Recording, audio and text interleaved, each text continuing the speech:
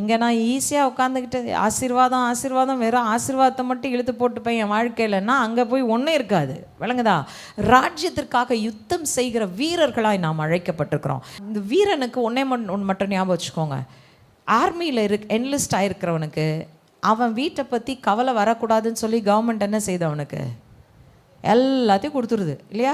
Cheaper ரேட்டில் அவனுக்கு சேலரியும் இருக்குது, அவனுக்கு வீட்டுக்கு தேவையான எல்லாவும் இருக்குது. ஆனால் அவன் ஜீவனை பொருட்படுத்தாமல் தான் அங்கே போகிறான்.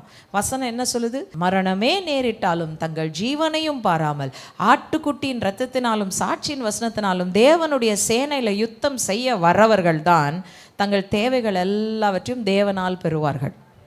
அல்லேலூயா! தேவனே அவர்களை எல்லாவற்றிலும் பார்த்து கொள்வார், தேவை எல்லாவற்றையும் சந்திப்பார், குறைவுகளை நிறைவாக்குவார். கூப்பிட்டுட்டேன்பா என் ஆமியில், உன்னை பொறுப்பெடுத்துக்கிறது நான், உன் தேவையை சந்திக்கிறது நான், சண்டை போடுறது உன் வேலை. நான் கொடுக்குற ஆயுதத்தை வச்சு வெற்றி உள்ளவனாய் சண்டை செய்வது உன்னுடைய பொறுப்பு.